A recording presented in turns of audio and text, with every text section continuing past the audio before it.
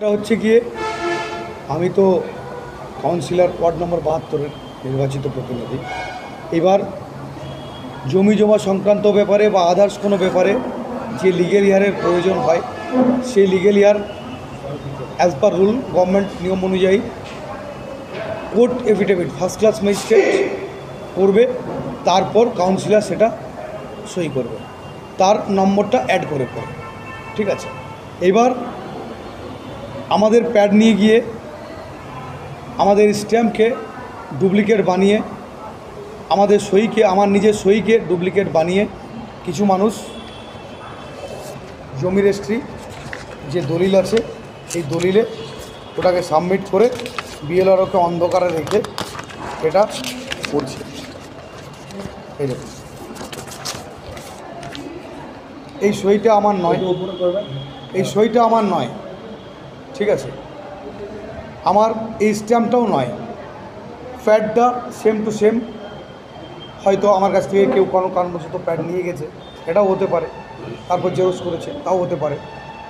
তো এইবার 80 শতক জায়গা এই ওয়ারি সেন্টার সূত্র থেকে রেজিস্ট্রি হয়েছে এডিএসআর অফিসে। এডিএসআর সাহেবকেও এটা ধোকা দিয়েছে, সেখানেও এটা এডিএসআর সাহেব তো এটা দেখেছে, দেখে পরে রেজিস্ট্রি করেছে। এইবার বলুন, এরকম যদি কাজ করে থাকে তাহলে নিশ্চয়ই আরও অনেক কাজ এরকম করেছে। একটার জন্য কেউ স্ট্যাম্প, একটার জন্য কেউ সই ডুপ্লিকেট করেনি, আরও প্রচুর কাজ করেছে এবং আরও অন্যান্য অবৈধ কোনো কাজ করে থাকতে পারে যেটা হয়তো আমার নাম দিয়ে যাচ্ছে।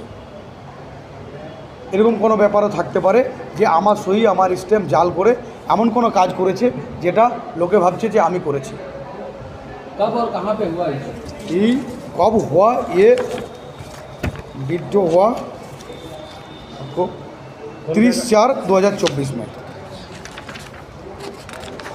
2024 में ये विड्रॉ हुआ। তারা করছে এটা, তো তারা কাদের উপরে আপনাদের অভিযোগ?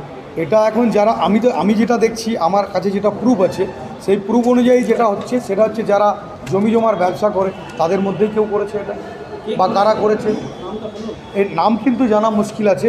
এই ডিডটা যারা করেছে সেটা হচ্ছে গিয়ে যে ক্রেতার নাম হচ্ছে বিজয় মাঝি, আর বিক্রেতা যে তিনি হচ্ছেন শ্রীমতী বন্দনা মাহাতা, স্বামী নির্মল মাহাতা এবং শ্রীমতী সর্বাণী ব্যানার্জি, স্বামী শ্রী সুখেন ব্যানার্জি। ঠিক আছে, এরা বিক্রি করেছে আর বিজয় মাঝি তিনি কিনেছেন। এখনো পর্যন্ত আইনি কি পদক্ষেপ নিয়েছেন আপনি? আমি আইনি পদক্ষেপ নিয়েছি, আমার কাছে সমস্ত ডকুমেন্টস রয়েছে, অলরেডি কেস হয়ে গেছে পোল্ট্রি থানায়, কেসের কপি রয়েছে। আমি এফআইআর করেছি, আমি টু দ্য ইন্সপেক্টর ইনচার্জকে চিঠি করে কপি করেছি। ADSR poultry, LRO poultry, minister in charge law and judicial Paschimbanga সরকার, West Bengal government, mayor AMC Asansol municipal corporation mayor সাহেব, Paschim Bardhaman DM district magistrate সাহেবকে এবং এডিএম সাহেবকে, এলআর অ্যান্ড ডিএলআরও ওনাকে করেছি। আমি এমএলএকে কপি করেছি, আমাদের লোকাল এমএলএকে। ঠিক আছে, তো এর পরবর্তী পদক্ষেপ অলরেডি এখন কেস হয়ে গেছে। ঠিক আছে, কেসে অনেকগুলো ধারাও লেগেছে। হ্যাঁ, এই দেখুন ধারাগুলো রয়েছে, কেসের পেপার রয়েছে আমার কাছে। আপনি কুলটির হয়েছেন, তো আপনারা একটা অন্তর্তদন্ত করেননি কারা এটা করছে? আমরা অন্তত করার চেষ্টা করছি, কিন্তু বাই নেম এখনও পর্যন্ত আইডেন্টিফিকেশান করতে পারিনি। আমরা চেষ্টা করছি আমরা নিজেরাও কোনোরকম আইডেন্টিফিকেশান করার, আমাদের লোকজন যারা রয়েছে তারাও এটা চেষ্টা করছে। আমরা কিন্তু আমাদের আইডেন্টিফিকেশান করতে গেলে আমাদেরকে প্রুফ সমেত করতে হবে। এই জন্য আমরা আইনের উপর ভরসা করে, আইনের উপর আস্থা রেখে আমরা আশা করছি আইন এটাকে যথাসময়ে সামনে নিয়ে আসবে। আইনের উপর আস্থা এবং বিশ্বাস যথেষ্ট আছে, আইন নিয়ে আসবে এবং সেই অপেক্ষায় আমরা আছি। আপনার সন্দেহ ইয়েতে এরকম ঘটছে? এরকম ঘটনা আমি এখনও পর্যন্ত কারো ঘটেছে বলে জানি না, তবে আমি শুনেছি অশোক পাসওয়ান আমাদের কাউন্সিলর, হ্যাঁ, ওর কাগজ কিছু একটা এরকম হয়েছিল আমি শুনেছি, আমাদেরই সহকর্মী বর্তমানে। ঠিক আছে, অশোক পাসওয়ান, ওনারও কিন্তু এরকম একটা ঘটনা ঘটেছিল।